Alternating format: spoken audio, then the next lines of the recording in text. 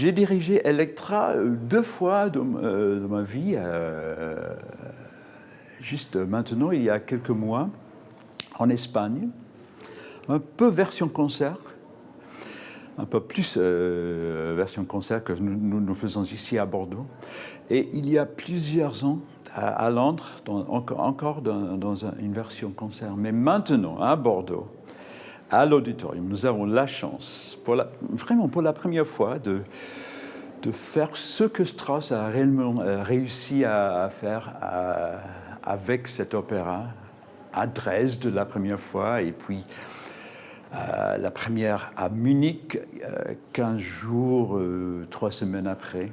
C'est la chance avec une fosse. Voilà, que dans ce merveilleux grand théâtre, la fosse est vraiment petit. C'est un fosse pour les opéras de Mozart, par exemple, et des choses assez petites, plus intimes. Mais avec l'orchestre d'Elektra, avec un fameux orchestre, énorme orchestre, qui est plus de 100 musiciens officiellement, mais avec notre fosse, qui est construit dans l'auditorium, sur le plateau de concert, ce qui est vraiment très très grande. C'est la chance de présenter Elektra pour la première fois ici, comme Strauss l'a conçu.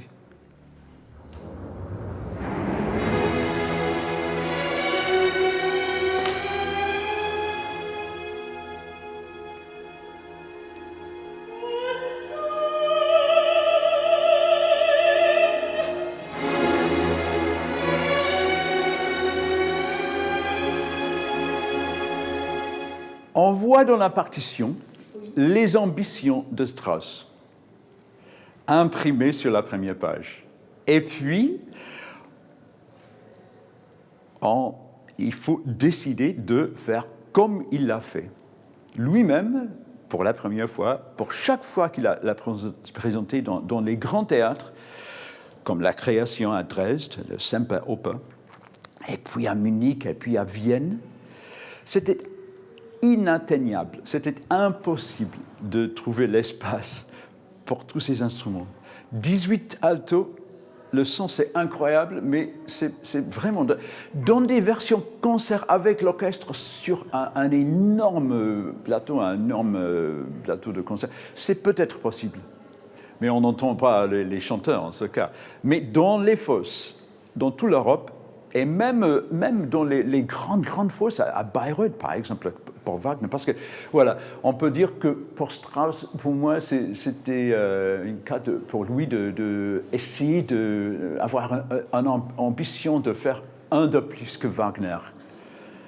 Voilà, que Wagner a demandé 8 harpes, ou voilà, des centaines de cordes, ce qui était inatteignable à Bayreuth. On voit 2 ou peut-être 3, 4 harpes, pas les 8 dans la partition pour le ring, et voilà, pour les timbales par exemple. Comme Wagner, Strauss a choisi d'avoir 2 timbaliers, 2 jeux de timbales, un énorme groupe de timbales, de 4 ou 5 timbales, l'un et l'autre. Ce qui est impossible dans la fosse d'un théâtre. Et même avec notre énorme fosse à Bordeaux, c'est impossible. Voilà, tout est arrangé par Strauss lui-même.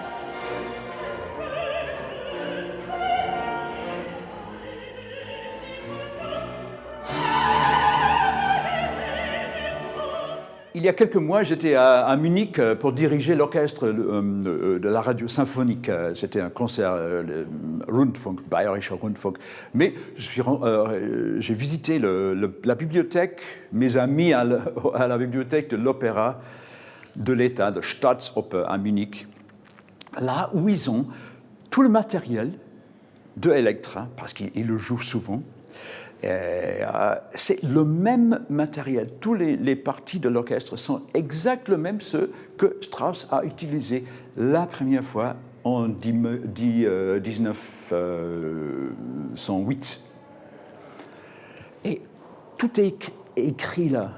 Par exemple, il a choisi d'écrire, c'est imprimé dans la partition, d'avoir 4 clarinettes normales, mais dans la fosse, impossible. Il faut supprimer 2 et de créer dans les 2 des autres clarinettes des parties qui contiennent toute la musique pour les 4 clarinettes. Et tout ça, ça a été fait par Strauss lui-même.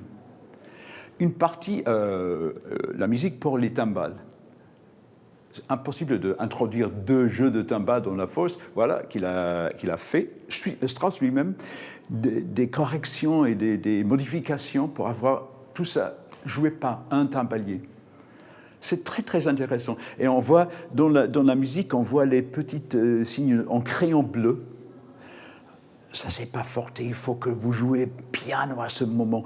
Et vous jouez pas là parce que c'est trop, le son c'est trop fort pour les chanteurs. Si c'est en bleu crayon, c'est écrit par Strauss lui-même. On se sent dans le chemin, si on étudie avec ces exemples.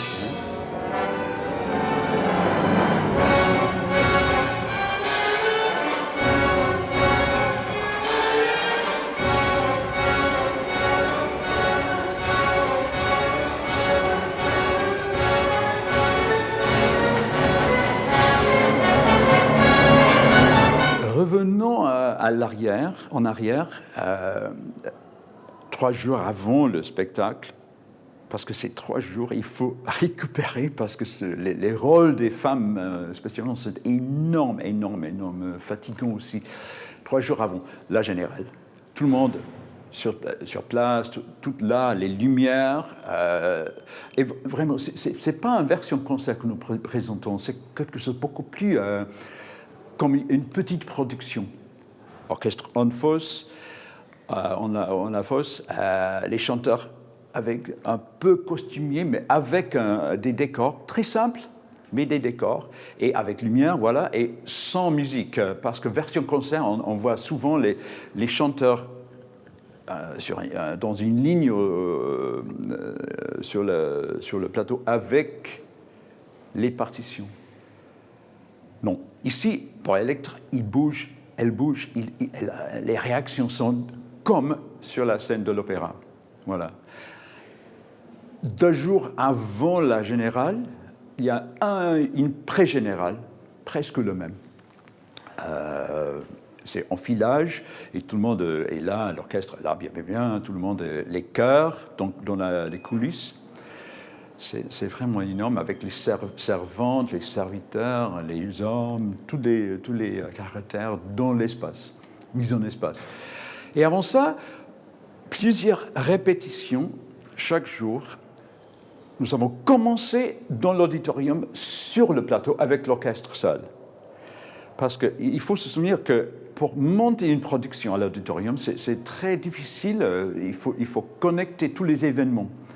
Au milieu de nos répétitions, nous avons accueilli l'orchestre Chamber Orchestra of Europe avec Tony Papano et Lisa Battistelli pour un concert lundi.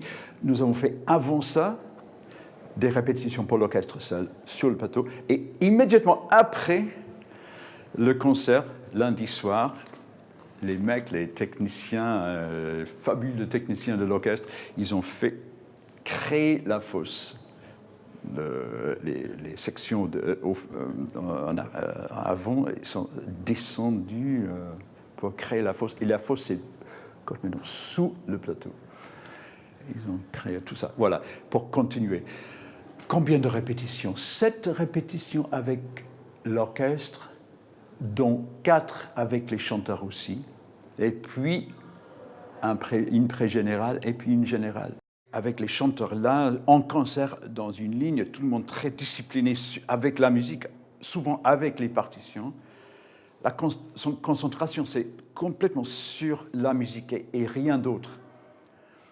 Mais on manque quelque chose avec ça, parce que voilà, les caractères n'ont pas la chance de réagir plus naturellement comme sur la scène.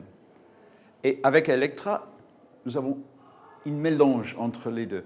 Pas de partition, pas de musique, tous les chanteurs en costume très simple, mais vraiment dans une production.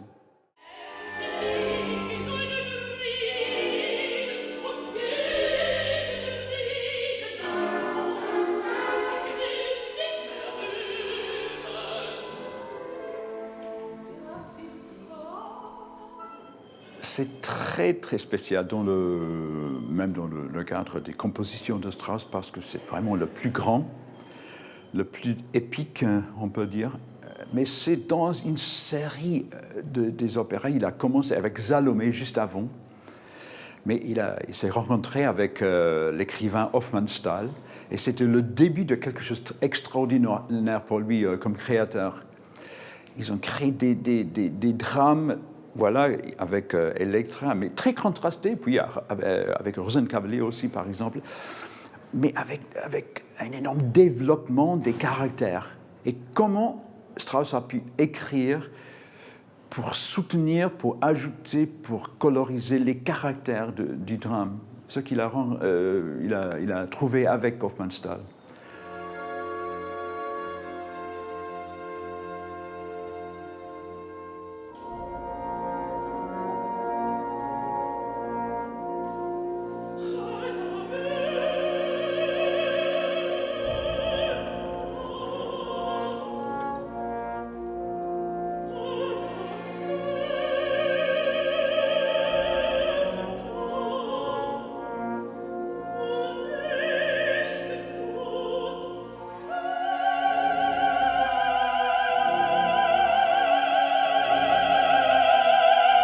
Ce qui est étonnant pour moi, c'est qu'avant, c'était Wagner. Pour tous les Allemands, le créateur des grands opéras. Et pour Strauss, c'était complètement naturel de continuer l'idée. D'abord, il n'avait pas la chance, il a créé les poèmes symphoniques sans chanteur, comme des petits opéras, mais sans chanteur, sans caractère chantés. Les caractères sont joués par l'orchestre. Don Juan, Till Eulenspiegel, etc., etc. Et puis, avec les chanteurs, il a toujours gardé son talent pour écrire les caractères dans les instruments de l'orchestre aussi, en même temps que les caractères réels chantent sur la scène. C'est incroyable ce qu'il a fait. C'est toujours quelque chose chanté, un commentaire de l'orchestre, quelque chose proposé par l'orchestre comme caractère ou atmosphère, réfléchi par les caractères.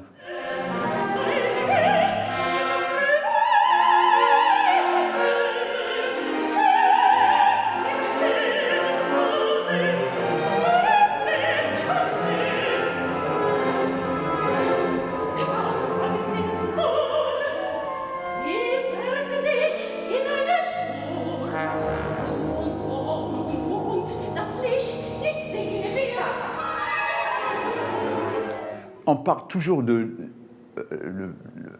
l'énorme orchestre, mais ce qui est très spécial, que Strauss, nous parlons beaucoup entre nous, les musiciens, que la musique est très fine, très délicate, très léger de temps en temps. Et souvent, la musique de chambre, il n'utilise pas tout le monde dans toutes les mesures. Il choisit des petits groupes pour illustrer quelque chose, et puis c'est fini. Ça se passe très rapidement de ça, et puis ça, et puis ça, et puis ça. Ça change comme un kaléidoscope. Est-ce qu'on dit kaléidoscope? Oui, un kaléidoscope.